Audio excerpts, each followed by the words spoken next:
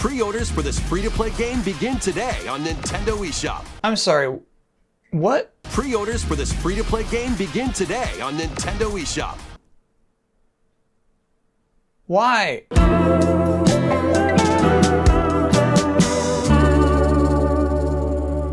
I would like to take you back in time to the year 1998.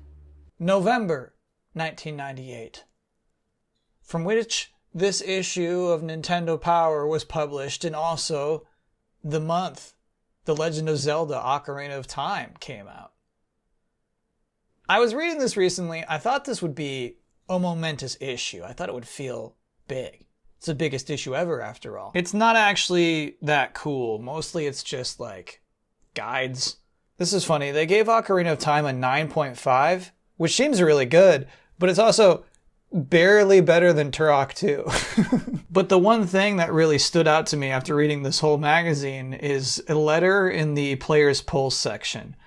It reads, "My friends say the other systems are better than the N64 because they can display cool video cutscenes. I don't have any doubt the N64 is the best system out there, but I wonder why Nintendo does not put full motion videos in its games. Is it because of the space? William Limon, via the internet." I was surprised they would pick that question. Here's how Nintendo responds. FMV scenes are no stranger to N64 games. Just look at the intro and 2 finales in Banjo-Kazooie, or the multiple endings in Mortal Kombat 4. Lack of memory is hardly an issue, considering The Legend of Zelda Ocarina of Time features around an hour's worth of FMV scenes, while never skimping on the detailed graphics or its abundance of sprawling areas. That's no good. That's not gonna help that poor child, who I presume is a child. But they're acting like that kid's friends can't look at Final Fantasy VII or even Mortal Kombat 4 on PlayStation and see a difference. Why would they pretend? Instead of just seriously acknowledging the limitations that the cartridge has, or even just, not picking that question, they instead just use this opportunity to say, don't worry, our FMVs are just as good, if not better. Plus, sprawling areas. So learning this week that The Legend of Zelda Tears of the Kingdom will be the Switch's first ever $70 game, I kind of just get this weird feeling like things haven't changed that much tonally. I feel like Nintendo is still telling us that their FMVs are just as good. And to be clear, I don't want to get into the $70 thing again. We've talked about it before. Firstly, Nintendo can charge whatever they want. I get that. And also, I must understand that in the US, video game prices are comparatively low compared to the rest of this planet. So, I understand all that. I'm not mad. I think this is very funny. I think what's funny is that Nintendo is communicating to us all right now. This one is premium. Other games charge this much. They're premium. This is one of those. They told Game Informer, we determine the suggested retail price for any Nintendo product on a case-by-case basis. So the implication here is that this Zelda game, this incremental sequel, this one is premium. And we're like, this one? And they say, yeah, the iguana's hats are different. Don't you see that? Once again, we paid for professional voice acting. Rise, rise, my servants. And there's a whole new danger to save Princess Zelda from. Tears of the Kingdom is simply a premium game, just like God of War Ragnarok. And to be clear to you, I have definitely paid the premium next-gen price for games that are less than premium. Stop! No, we had this. It is not her. Oh no! I'm saying presentationally, what was shown of Tears of the Kingdom this week was barely different from anything before it. There was no effort made to justify a price increase.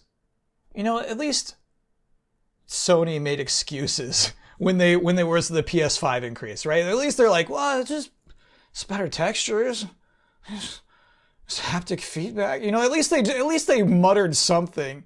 Here, Nintendo, the tone is, it's a sequel to Breath of the Wild. It's dark. What are you going to do? Not play it? Pay us. I guess what strikes me the most about the Nintendo Direct I watched this week is how charmless it felt. How was that? Next, please take a look at this. He could have said that about anything. Something I guess was inevitable was the return of Advance Wars 1+2 Reboot Camp. This game was indefinitely delayed last year due to Russia's invasion of Ukraine. Nintendo explicitly said in light of recent world events, we all knew what we were talking about, and at the time it made sense. I mean, this is the game.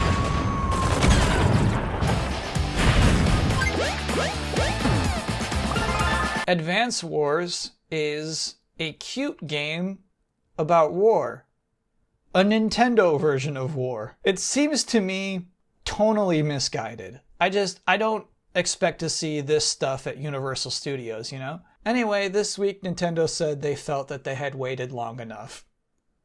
Nintendo opened the door and said, okay, have you all chilled out enough about Ukraine? You good now? And I guess the sad thing is that, like, they're right. The sad thing is that, generally speaking, people have cooled off more about the war in Ukraine. Like, pragmatically, it's not more appropriate to release this game now, but it is less controversial. So it's strategic on Nintendo's part. What can you do? I guess the funny part about this to me is the new messaging for Advance Wars.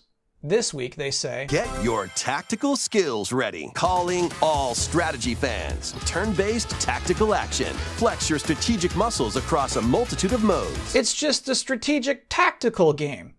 Nobody said wars, except for the title. Nintendo, what is she gonna do with that gun? And they never showed the game. I can't tell if this presentation is the tasteful way to do it or completely dishonest. But what they choose to do is show this bubbly animated cutscene and then just talk about very specific features and gameplay modes. Design your own maps and share them with friends. Plus, go head-to-head in local and online play. Every other game in this entire 42-minute direct showed the game. With the exception of Professor Layton. I don't think there's game to show for that. Every other game shows their game. Here, we have to listen to this guy continue to babble over this Disney Channel war cartoon. Join Andy, Max, Sammy. And really, I've had enough of him at this point. Nintendo Directs are probably 76% this one guy blabbering. These games will have you rolling. Metroid Prime is one of the greatest video games of all time. And in the middle of this direct, the long-awaited, long-rumored remaster of Metroid Prime is immediately available. Also, Retro Studios developed this, and they remade every 3D model in the entire game. I would love to hear about this from them. Instead, they say, Visors are the key to your adventure. who are you talking to? This format, this entire Nintendo Direct format has become unmoored. Now, the YouTube comments assure me that Xenoblade Chronicles 3 has a great story. However, every time I look at it, it's like this. Say hello to Masha, the newest hero and a refined lapidarist. And it's like this. Tell me why! Is this really what you want? Nothing's gonna get through to him. He's a heartless machine. Like killing Granddad wasn't enough for you? Volume 3. I can't stand it. But also, if you're looking for honesty, at the end of the day, while I can make complaints for an entire video, I'm still a very dumb Nintendo mark. I'll buy all of this. The announcement of Game Boy games coming to Switch Online made me feel something close to actual happiness. The news that they're adding Birdo to Mario Kart 8 makes me feel good. I think this looks actually cool. Worst of all, I will instantaneously be spending $70 US on Tears of the Kingdom without a microsecond of hesitation. It's in the bag. While I truly think this presentation, this marketing was charmless, Nintendo's games are still the best shit. Even if they don't have cool video cutscenes. It's just different priorities. It's nothing to be ashamed of, William. Anyway, that's Delayed Input. Thanks for watching.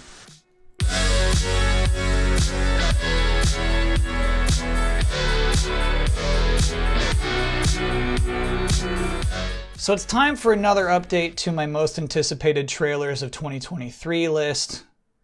As you can see, I had Pikmin 4 on there. The rationale there was that I was figuring Pikmin 4 would have to really show something wild to justify this sequel's existence. That it can't be just like another Pikmin game, but with a really nice low-to-the-ground camera. Which I love, by the way, but it's not enough of a reason to make a sequel. It can't just be one new ice Pikmin. It can't just be more astronauts. I was convinced there would be a daring new twist. And it's this dog. You might think I would find that satisfyingly surprising enough. Let me show you the script to that episode. You befriend a weird dog who can ride to quickly traverse through the map while your Pikmin are doing their jobs. I ended up cutting that part out because I thought a Luigi's Mansion suggestion was more fun. But no, I was not surprised to see a dog. Dismayed to see Dungeons return, maybe. However, the trailer does end with some sort of twist. Traditionally in Pikmin games, you gotta fly up into space at night because when the sun sets, that's when the monsters really go wild and also new Pikmin can't grow. Here, we see colorful collectibles at night, indicating we'll be wandering around, and also the Bulborb's eyes go full red, presumably being mind-controlled by Ganondorf. Whatever this twist turns out to be, I'm thinking it's not enough. I'm thinking this trailer did not live up to my expectations. We can scratch it off. And there we go. And then that's not actually it this week. We're not done. You might remember my number one. I have a feeling this is the year. I get the impression it's the right time for Tootsie Roll to come back. And even if it's just like a trailer for a Fortnite chapter. Well, guess what, Kyle? You got your wish. I don't know what you've been told. It ain't the butterfly, it's the Tootsie Roll. They didn't even use the best part of the song. We're gonna have to go ahead and also scratch that one off. I can't sugarcoat this for you. The list is in shambles.